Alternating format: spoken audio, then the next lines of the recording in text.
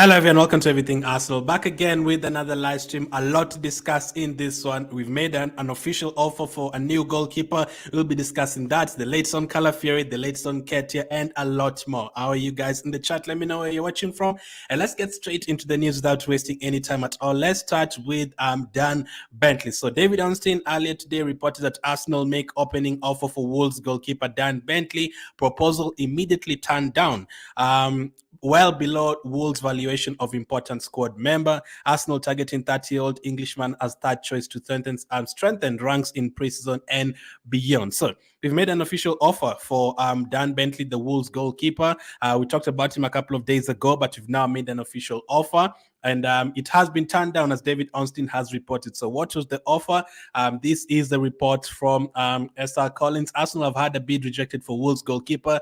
The offer was 50,000. What? 50,000? Like, it's been so long since I had that amount of money in football. Like, it's always in the millions. 50,000. That is very interesting, which is way off Wolves' valuation. Goalkeeper has 1 year left on his contract. So I think they signed him for around 60,000 when they bought him.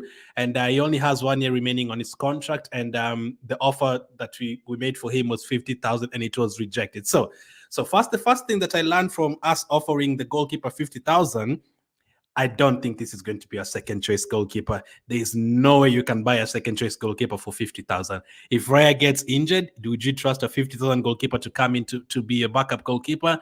I don't think so. So as David Ornstein has said at the bottom, Englishman as a third choice. You're targeting that Englishman as third choice to strengthen our rank. So if this particular goalkeeper ends up joining Arsenal, he's going to be the third goalkeeper. There's no way he's going to be the second choice goalkeeper for 50,000. There's no way you can be the second choice goalkeeper. Now, that is the one thing I've learned about that. Like if you're buying him, it's definitely going to be the third choice goalkeeper. Now, we already have Karl-Heinz. He was given a new contract recently. Does that mean he will be our second choice goalkeeper?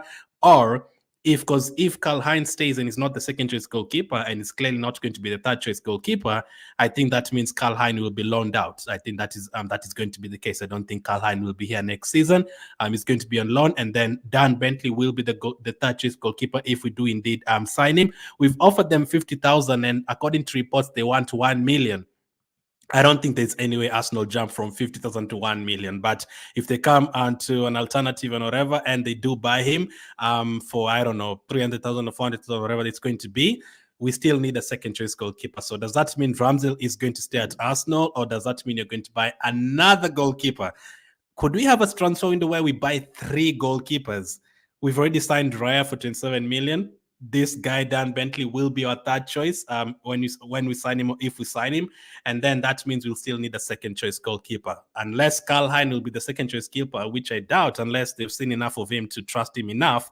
We're going to have to buy another goalkeeper. That will be 3 goalkeepers bought in one transfer window. On top of that, we also gave Karl-Heinz a new contract, so we'll have made 4 deals in terms of goalkeepers in one transfer window. That would be absolutely crazy. Hopefully, when we finish this goalkeeper situation this season, we finish it completely and we don't talk about goalkeepers again for any time soon. Over the last 5-6 years, there's been a lot of goalkeepers. Leno this, Leno that, Turner this, Turner that, Martinez this, Martinez that. There was Ospina, there was Matt Ryan. There's been so many goalkeepers over the last 5-6 years. Let's hope that we have an ending to that. So the bid has been rejected. We made an offer of 50,000. That has been rejected by Wolves. I don't think Arsenal will go too far ahead of that one. Like, I'm only see it being like 100,000 or something for a third choice goalkeeper. That is still crazy to me, though. 50,000. I've never seen that. Like 5 figures in football is very difficult. Like that money outside for us, that is a lot of money. But for football, 50,000 is quite, like, people are bought for hundreds of millions these days. So to get a goalkeeper for 50,000.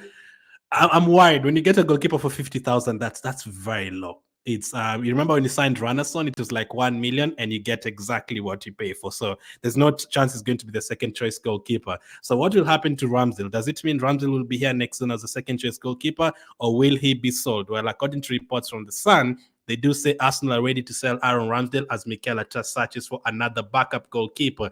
Jesus Christ, we are looking for so many goalkeepers. The Gunners value Ramsdale at 50 million. Now, straight off the bat, 50 million. To be honest, I don't think there's anything that is going to come and give us 50 million for Ramsdale. With all the FFP situation, with all the, money is a bit scarce. These days, teams want to get into trouble in terms of spending money. Teams are looking for midfielders, for strikers, cheaper goalkeepers. There's no way like someone is going to come and pay us 50 million for Ramsdale. I really doubt, especially the teams that want him. If Ramsdale was wanted by Bayern Munich, Real Madrid, teams like that, Man City, then you could possibly get 50,000, 50 million. 50,000 is in my head now. 50 million, you could.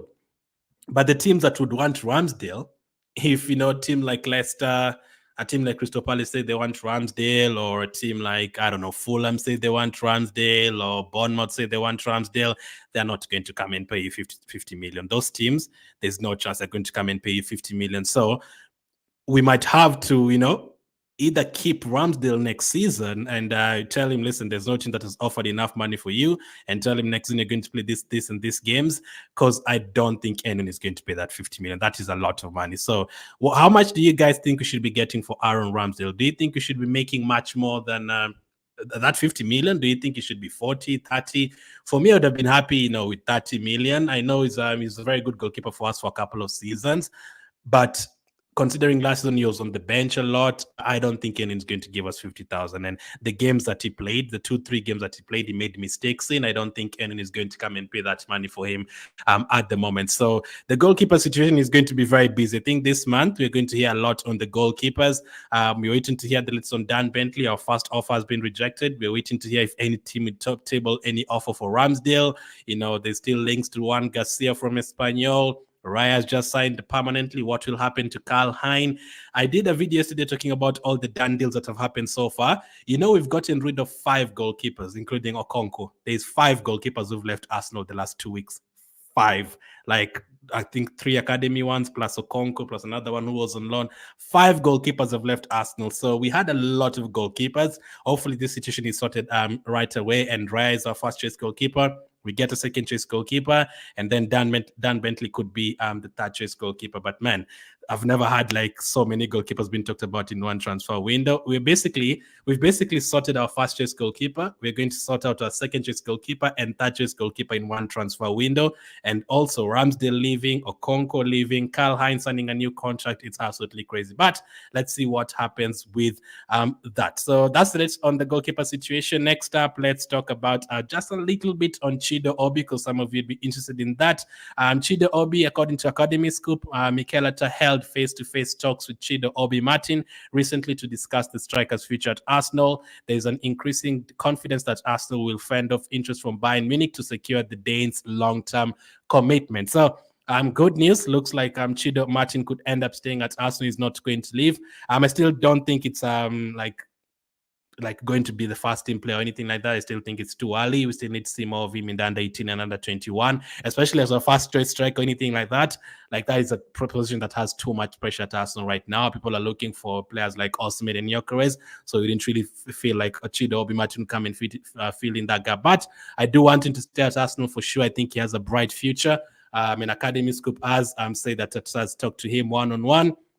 And we're waiting to hear what he will say. Now, the thing with Chido Martin, it was 50-50. I thought, listen, he might not end up staying because he's not really a Highland boy. We actually got him from a different team, so he didn't grow up as an Arsenal fan or anything like that, so he could easily end up leaving. Like, if a Bayern Munich were very, very serious on him, he could say, listen, I'm going to go to Bayern Munich. It's not like the other players who've grown up at Arsenal since they were 4 years old, 5 years old, and they want to become Arsenal players and Arsenal legends. No, a player like Chido Martin joined us from somewhere else, so it's easier for him to leave. But we need to do everything to try and keep him. There's a lot of youngsters who've left Arsenal this transfer window, the likes of Walters. So let's hope Chido Martin can stay and, in the next 2 years, maybe becomes a regular like Bukayo Saka. We've seen how good Lamine Yamal is at 16 years of age. Let's hope Chido Martin becomes the same for us. If he becomes anything like that, plus Saka in the team and those guys, you're in a very good position. So that's the list on Chido Obi-Martin.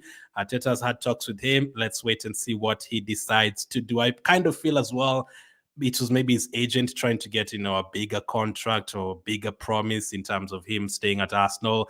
I don't know, because I thought it was a bit too early to ask for like more money without even a professional contract. I don't know how it works out, but let's hope he does stay at Arsenal. Like the goals he was scoring last season, 9 goals in one game.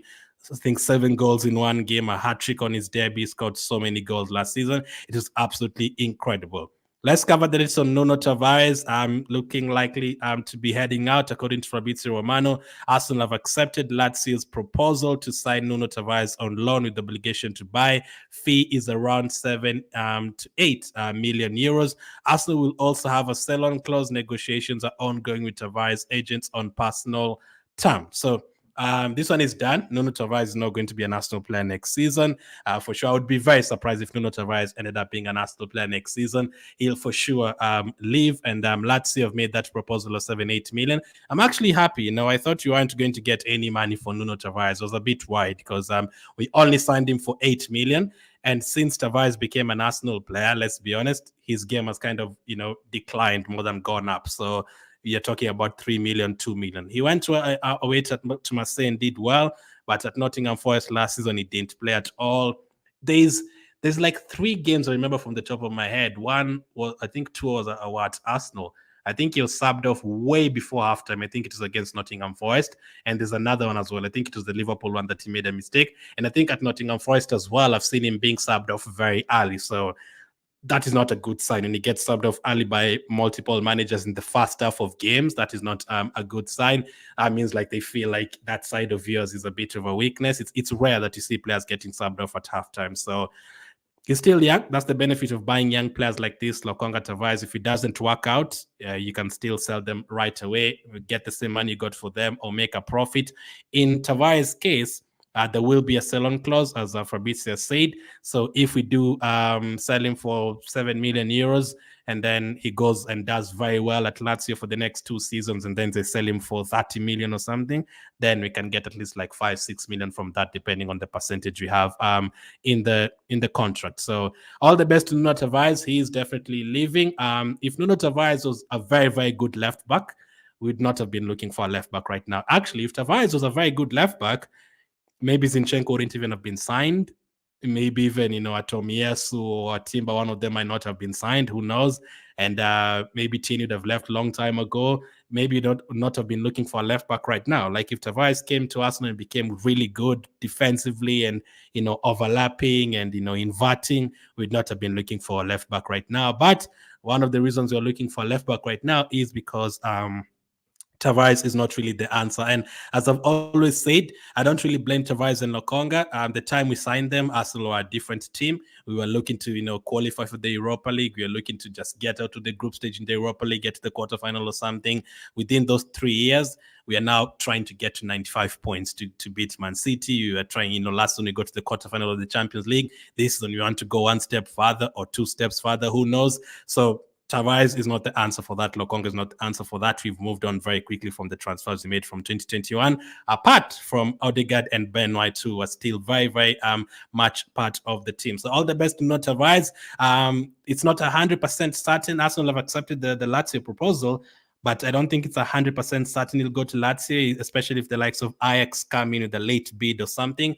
I don't know, but he's definitely going to leave Arsenal unless someone pays more money, which the chances of that happening is low. Like if Ajax came in like 10 million euros, well and good. You can give them to Ajax. Let's give him to Ajax. Let's see what happens with that. And then adding Nketiah, another player who could be on his way out. Olympique Marseille exploring the possibility of signing Eddie Nketiah. The first positive contacts have already taken place with his representatives. Eddie is a very popular name among the Marseille board. They did want him back in 2022. I think was that the time he signed a new contract with Arsenal or something. Around that time, Marseille did want him. So there's a few teams that are now expressing interest in Nketiah. Now, Nelson, Nketiah, and Smith Rowe. There's a lot of teams that have said they want them. Like Nelson has been wanted by Crystal Palace, I think Wolves, Fulham. I think all 3 of them have been mentioned by Fulham. Nketiah has now been mentioned by Marseille. Smith Rowe has been mentioned by Aston Villa. So these players are wanted by teams, but those teams have not really placed an offer on the table to tell us, okay, we are offering you 15 million or 20 million for this player. I don't know. Now, the other thing is, will Marseille be able to pay the money that you'd want from Nketiah? I think we want something like 35, 40 million from Nketiah. I don't think Marseille is going to pay us that kind of money. That's a lot of money. That's a lot of money. And I just said in a video that I've just posted right now, Marseille have had so many former Arsenal players recently. Alexis Sanchez, Kolasinac, Guendouzi, I think has played for Marseille. Tavares has played for Marseille. I even forgot Aubameyang. Aubameyang is also playing for Marseille right now. So those are like 5 former Arsenal players playing for Marseille. Nketiah could be the 6th if Marseille do have the money to pay for him. But will Marseille splash 30, 40 million for Nketiah? I don't think so. I think if we say Nketiah is like 18 to 20 million, I think we'd see like 5, 6 teams coming in for him. But the fact that we want like double that, which is fair enough, a team like I agree with people saying, we're not supposed to underestimate our players when it comes to selling. Yeah, why not? You should be getting 30 million from Nketiah. If Chelsea are asking for 40 million for Broja, a player who's played like 2 games the last 3 years and he's been awful those 3 years, they're asking for 40 million. Then even Man United right now, if they were selling Martial, they would ask for 20 million. Martial has done nothing for like 4 years. So Nketiah has done way more than Martial and Broja the last 3-4 years. So if they're able to get 20, 25 million for those kind of players, then we should be asking for that 30 million for Edin Nketiah. But the worry is the teams that would want Edin Nketiah, just like Aaron Ramsdale, it's not Real Madrid or Barcelona or Juventus or teams like that, teams that can pay. Even Juventus cannot pay that money. Teams like Man City, if Man City wanted Nketiah, they can offer 40 million. But the teams that would want Nketiah, the Crystal Palaces and Fulhams, those teams are not going to pay you 40 million, unfortunately. With all the financial issues, they're not going to pay you 40 million. Now, if Marseille are not able to pay that 40 million, could Leicester be able to pay it? According to Ben Jacobs, Leicester City are going to be active. They still want to bring in another striker. I wouldn't rule out Edin Nketiah. So Leicester City could be in for Edin Nketiah as well. But then again, that's another team. Will Leicester splash 35 million, 40 million for Edin Nketiah? I don't think so. They already have problems. Like Leicester already, I think they've already been deducted points ahead of next season. So are they going to splash that 40 million for him? Listen, teams that are coming into the Premier League, those teams need strikers, although they have the likes of Vardy still in that team. Usually many teams from Championship, they want strikers, to try and survive in the league. So if they get like an Edin Nketiah, like if Edin Nketiah went to Leicester and played 38 games out of 38, like I'm sure he can get 11, 12 goals for them in the season. I'm 100% sure. Even if he's taking the penalties, he could get 13, 14 goals for them. If he's playing 38 games out of 38, 90 minutes every time, and he's the main man, he's playing 90 minutes, he's starting every game, and his confidence is high, he can score goals for them. But I don't think teams will splash 40 million for him, though. If Nketiah last season had played, between January and May, and he had scored like, let's say, the same number of goals Tross had scored between January and May, then teams would be able to pay that 40 million. But the fact that I don't think he's ever like been a regular for 15, 20 games or scored, as many goals as people would want. And we know for Arsenal, we know Edin Nketiah is not going to take us to the next level. But in terms of at least 14 other Premier League teams, I think he can play for at least 14 Premier League teams. Maybe not a Man City, maybe not a Liverpool, maybe not a Tottenham, but I think he can be a main striker at West Ham. I think he can be a main striker at Bournemouth. I think he can be a main striker at Crystal Palace, at Fulham, those teams. I think he can be a main striker. Leicester, Southampton, he'd be a main striker in those teams. But the other teams like the Aston Villas and the Newcastles with Isaac and Watkins, I don't think so. I don't think he'd be a new striker. But at least we do have teams that are ready to, make offers. Marseille is one of them. The talks have been positive. So I don't know what the talks are about. Is it a loan with an obligation to buy, a loan with an option to buy? Is it, are they ready to pay a certain amount of money? And Arsenal are currently discussing it. Let's wait and see. So it's either Marseille or Leicester, and then let's wait and see any other team that would want Edin Nketiah as well. But yeah, I still think between these 3 players, at least 2 of them are going to leave. I think Nelson is definitely going to leave. Which team is he going to go to? I have no idea. West Ham want Reece Nelson as of yesterday. For Smith Rowe and Nketiah, I don't know, man. I don't know. I think it's a case of we are asking for a lot of money for these players, which is good. We are supposed to be getting a lot of money for these Haaland boys, but I don't think we're going to get too much money. I don't think we're going to get too much money for them. If we actually if we ask for too much money, we're going to be stuck with them pretty much. We're going to have to drop that price to be able to sell them, especially like all 3 of them in the same transfer window. I don't think it's going to happen, unfortunately. So Finally, let's talk about Calafiori. Yeah, we're still waiting for Calafiori to join Arsenal.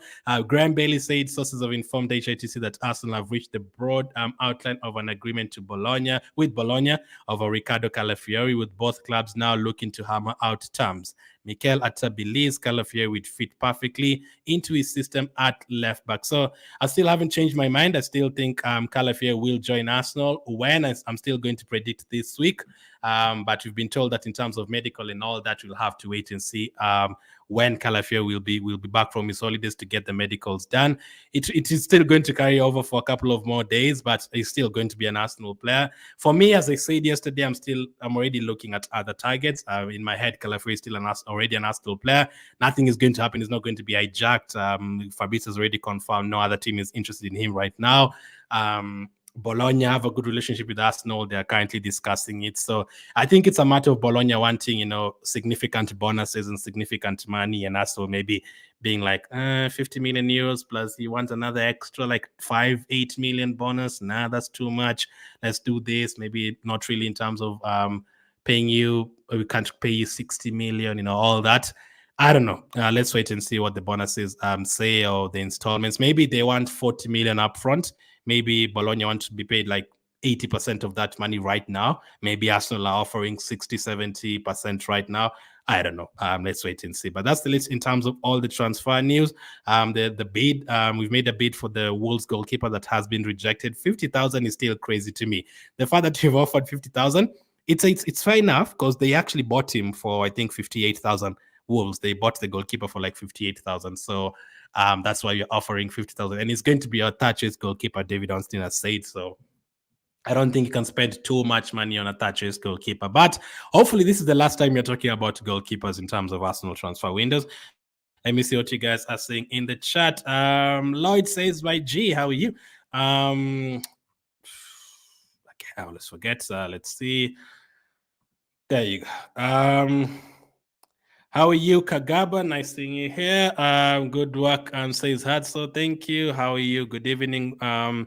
Musa, watching you from Malai, says Manzi. Thank you. And thank you, Joseph.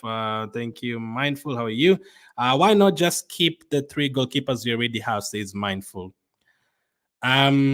I mean, Karl-Heinz is staying. Karl-Heinz is signing a new contract for sure. So, yeah, you could argue can be the third choice goalkeeper. The second choice goalkeeper is a hard one, though. It depends. If Ramsdale doesn't want to stay, you can't force him to stay. And I think that is Ramsdale is one of the few players that we have that we can make money from. There's like many of you want Nketiah to leave, Zinchenko to leave, and all these guys, but there's nothing that is going to come and give us right now 40 million for Zinchenko. That is the profit that we can make, because we signed him for 35 million. So Zinchenko is probably going to stay at Arsenal because there's not too many teams that are going to come and offer us money that we want. A player like between Nketiah, Smith and Nelson, I think one of them is going to end up staying. Partey, Jesus, I think there's a big chance both of them could end up staying. So if you're looking at players who can get you money, Smith Rowe maybe Nketiah, maybe a Ramsdale, and we're asking for Ramsdale 50 million. So unless Karl-Heinz will be the second choice goalkeeper next season, which I really doubt, I think it's Mindful. I think it's a case of maybe the player doesn't want to stay, or maybe it feels like it's too much drama last season with Ramsdale wanting to be a first choice goalkeeper as well. I don't know, but that would be the ideal thing to do. I would have loved that. I would have loved us to keep the goalkeepers that we have, keep the defenders that we have, focus on midfield, striker, and wingers. But changes will happen. Players would want to leave, like Nelson wants to leave. A defender would say he wants to leave. Then you have to move on from that. Mindful says 50 million is the new 25 million. Yeah, for sure. The players, I remember back in the day when you used to sign players like Nasri and Arshavin for like 10 million, and you're like, wow, you signed a world-class player for 10 million. If you had to sign Arshavin today, it would be like 90, 100 million. The market has changed, so it's not easy to get players at all. Brian says 25 million is fair. Musa says, hi, Glenn. How are you doing today watching from Nigeria? I'm doing good, Musa. Lloyd says, with ESR leaving, we need to be looking at new creative outlets. Odegaard can't continue being the only creator for the club. Let's go get Olmo from Leipzig. Don't look at the Euro performances. Olmo, I've been watching him at Leipzig for a couple of seasons. I mean, the Champions League is been really good. His combination with the likes of Konku and this season with our Pend and those guys, Sesko as well. They've been doing well. Olmo is very good. And even his performances for Spain, Very good. He's only starting because Pedri got injured, but it's great now that we're seeing Olmo. Fabrizio reported that I think he has a release clause of 50 million. So, man, this 50 million, everyone is asking for 50, 60 million for their players. How many 50 million players are you going to buy? There's no way you can buy a striker and buy Nico Williams and buy Olmo and buy Calafiori. That's already like 200 and something million. And you're not even talked about a goalkeeper and a midfielder yet. But yeah, it's a quality player. Olmo, you're very right in terms of helping out Odegaard in terms of creativity. Now, personally, I don't think these days Arsenal struggle to create chances. We create a lot of chances. Like there's some games where we've been able to have like 30 shots, and create several chances from Saka, Odegaard, Trossard. But mainly it is Odegaard, as you said. Like sometimes if Odegaard is not on that pitch for like 5 games in a row, we would definitely notice it in terms of that pressing and, collecting the ball and picking out those passes is definitely the best in the team. So he has to be in the team. That's why Odegaard has to be in the team. And I don't want him to play 38 games out of 38. I think last one he played like 36 or something. The previous season he might have played like 37. I think he only missed 1. Yeah, we need rotation for Odegaard. Like even Man City, De Bruyne does not play every game. Foden does not play every game. They do rotate here and there. So if we don't sign anyone, then we'll need a big season from either Smith Rowe or Vieira. Again, just like the left-back situation, if Vieira came in and became an incredible player and didn't pick up any injuries, we would not have been looking for any other creative players. But the reason we are talking about this today is because Smith Rowe could leave and, Vieira has not really stamped his authority in the team yet. So that's a problem as of now. But Olmo would be a great signing, great player. How are you doing, Ake? Doing good. Following says Arsenal needs to learn from Chelsea recruitment team. Arsenal always letting players go on a free or cheap. Yeah, in terms of sales, I agree. Chelsea, they do sell their players,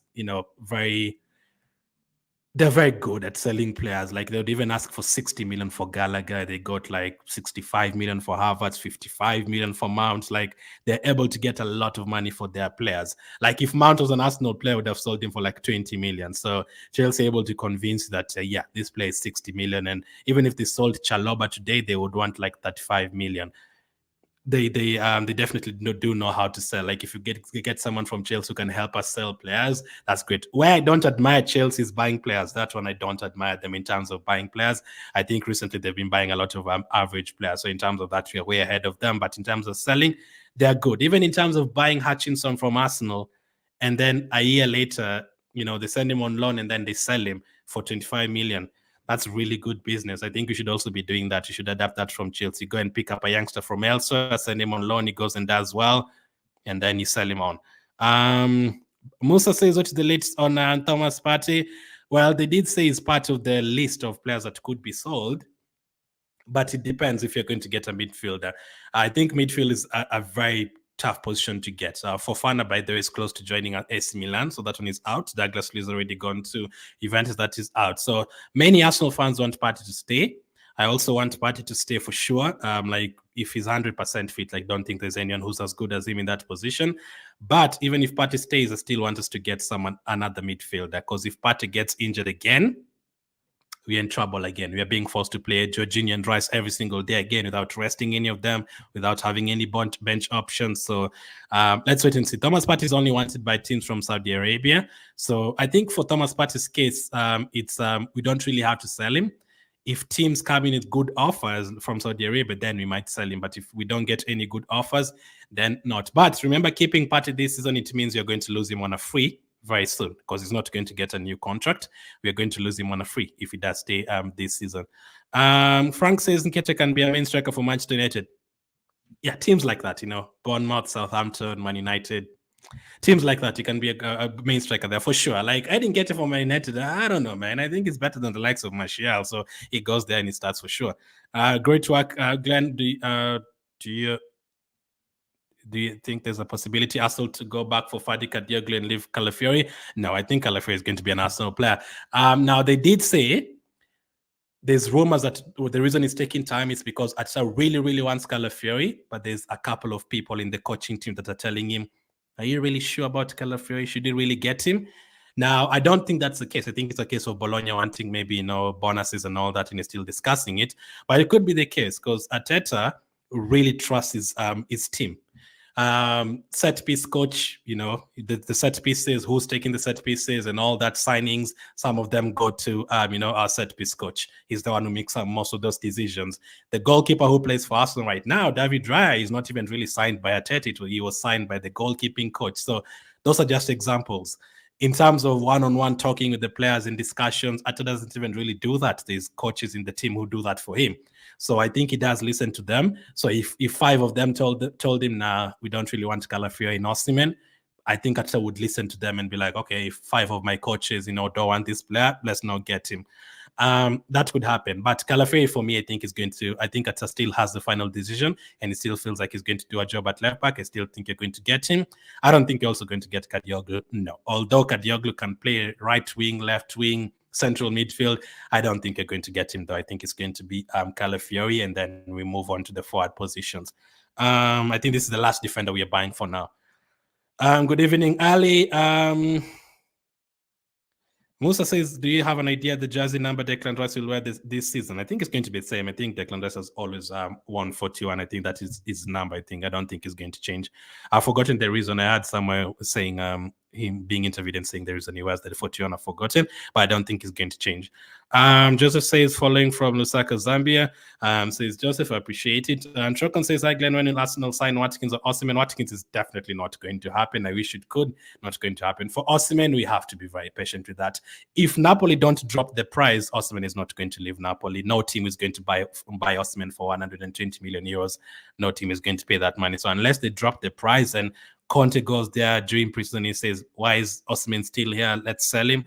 Let's sell him for 80, 90. Then teams could be back for him, because there's a reason Osimhen has not been bought. Osimhen is a very good striker, but the reason he's not been bought is because of that money. I don't think teams can afford 120 million plus the wages that you would ask for. So that's the problem. So for Osimhen, we'd have to be very patient. I don't think it's the ball is in our court. I think the ball is in Napoli's court to drop the price. I don't think you're going to pay that 120 million. I've been watching Odegaard all season. The guy is world class. If he has a killer in goal, he will break records. Therefore, for me, getting a DM is more important than getting a central attacking midfielder. I 100% agree. I want a defensive midfielder as well. Rice can do the job going forward. Odegaard can do the job. Saka is there. Trossard is there. Martinelli is there. If we buy a new wing and a new striker, I'll be confident that you can create chances and score. But for central, defensive midfield, Jorginho is not young as well. We don't know if he's going to be fit the whole season as well. The worst case scenario, Partey gets injured again, and then Jorginho also gets injured for a month. Then you're in big trouble because of their age. They're both over 30 years of age. We need a 25, 26-year-old midfielder to come to Arsenal to, help us in that midfield spot. Morgan says, since we are letting Nketiah leave, let us go for Gyökeres to improve our forward. That could still happen. Let's wait and see. That's another one that I have a feeling this has a more chances of happening than Osimhen. Osimhen is way more money, and the attitude and all those problems, I don't think Arteta really likes all that arguing with players and all that. And Osimhen has done a lot of that recently, so I don't think they would get along with Arteta. I'd be very surprised. The Gyökeres one is cheaper, and it might still happen if they drop the price, even by 10 million, 50 million. It's a possibility. OPS says Arsenal should offload and get one striker who can give 25 goals per season. Eddie and Nketiah, Eddie and Jesus also should offload. So you're saying sell Eddie and Jesus. I don't think both of them will be sold. Remember, you still need players on the bench. We're in need of a winger and a striker, says Joseph. For me, I'm going to say we're in need of a midfielder first, and then a striker, and then a winger.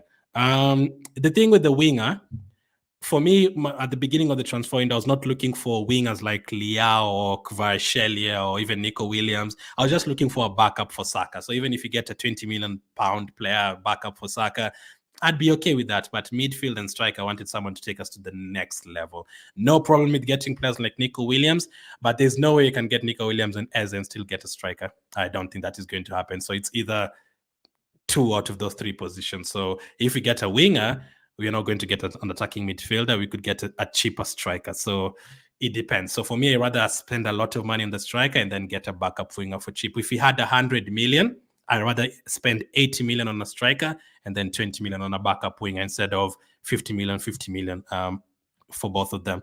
Olise and Eze, any news yet? Olise went to Bayern Munich like 5 years ago. Olise is already a Bayern Munich player. Eze, we have to wait and see. Eze, we talked about him on today's podcast in the morning. Check that one out. We discussed a lot on Eze. I try to avoid as well talking about players every single time, like Calafiori. We've talked about him so many times. I'm tired. I'm even tired of talking about him. He's going to be an Arsenal player, though. Joao Neves is the perfect backup for Partey. Yes, he's expensive, but he has the quality of making forward passes like Partey. 120 million as well, though.